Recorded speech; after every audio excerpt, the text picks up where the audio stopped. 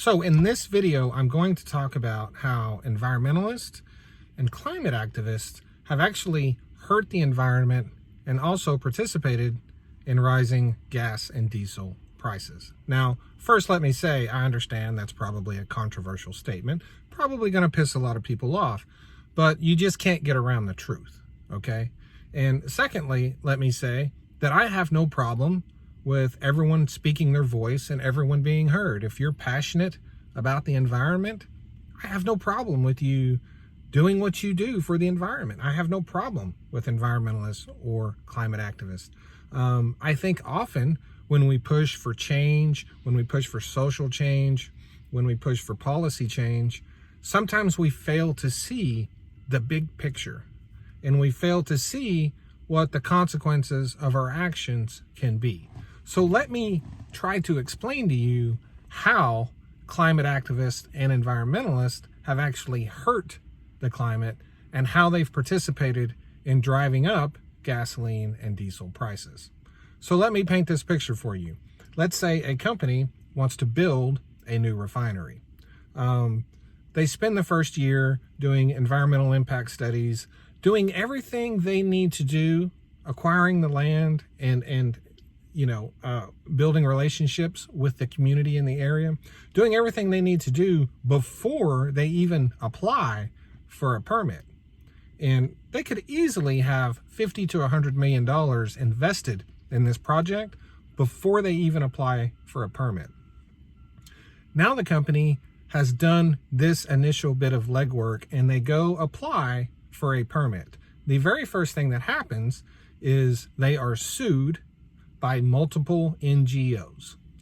In addition, the regulatory agency in that state is automatically sued as well by those same groups. They sue them to try to stop them from issuing the permit. They sue the company to try to stop them from receiving the permit. Once this process starts, you are looking at years and years of litigation in courts just to see if you're even going to get an opportunity to build this thing. So it takes someone with a lot of risk tolerance to even consider getting into the refining business. And this aspect of this has basically decimated well over probably 95% of any corporation's interest in ever being in the refining business, because why would I put up hundreds of millions of dollars and go through all this trouble, years of litigation, to start a business that I'm not even going to get to build? It's not like any other business where you put up your money, you go build the business, and then it either succeeds or fails on its own. These companies and businesses are often stymied and fail before the groundwork is done to stick the building there, right? So years and years of litigation just to get the permit. And then if you get a permit, you face more years of litigation because you are sued continually throughout this entire process. This has stopped almost all of the refining construction in this country for decades. People wonder, why don't we build new refineries? This is why. We typically just expand existing refineries now instead of building new ones because companies don't want to deal with the bullshit. They don't want to deal with years of litigation and potentially not even getting to build. Now, this is where this comes into play. So for the last 18 months to 2 years, you have heard people in the media, people in politics, anybody with an interest, accusing oil companies of price gouging. That is why gas and diesel is high. And you will hear them say, well, the last time oil was $120 a barrel, the price of gasoline was this much. And now, when oil was $120, the price of gasoline was $1 a gallon higher. It must be price gouging. No, it's not price gouging. It's the fact that we've lost 1 million barrels a day of refining capacity in this country. So that puts a cap on your supply.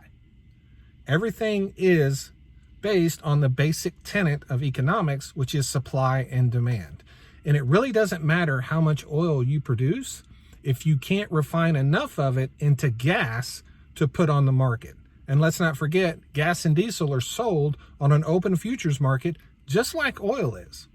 So we have lost 1 million barrels a day of refining capacity. We've only opened a couple of new refineries in the last 30 years or so, and those are very small refineries. They don't have much of an impact on, total U.S. supply. So with reduced refining capacity means we have been at lower inventories, lower supply for quite some time, and it's been difficult to reach demand. So that has been driving higher gas and diesel prices. Now, I am sure these NGOs don't care about higher gas and diesel prices, but I do know that they care about the environment. And if you care about the environment, my question to you is, why are you protesting the construction of a refinery, of a brand new refinery with today's technology that would be 95% cleaner with 95% fewer emissions than the 80, 90, 100-year-old refineries we are currently stuck using today because you sued everyone to death and protested, right? This is the fallacy. This is how they have damaged the environment. This country is running on very old refineries. All of our gas and diesel is coming from very old refineries that are polluting. We could easily have a lot of new refineries that are much cleaner, 95% fewer emissions. But the very people that are trying to save the planet are actually making the planet worse because we are stuck with these old polluting refineries instead of new, cleaner refineries. And this is an absolute fact. It has nothing to do with these groups' interests. It has nothing to do with their opinions. It is the absolute truth. If you take a 100-year-old refinery and take it out of business and replace it with a brand new refinery, you are doing a favor for the environment.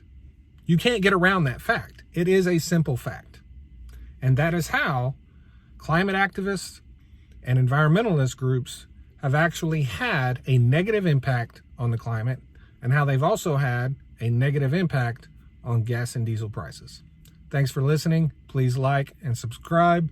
Please comment. I'm sure this will piss some people off. I really don't care because I don't have a problem with these groups. It's just important that people understand that their actions have long-term consequences for a lot of people, and sometimes those consequences are unseen and unintended. Anyway, I'm done with my rant. You guys have a great day. Have a great week.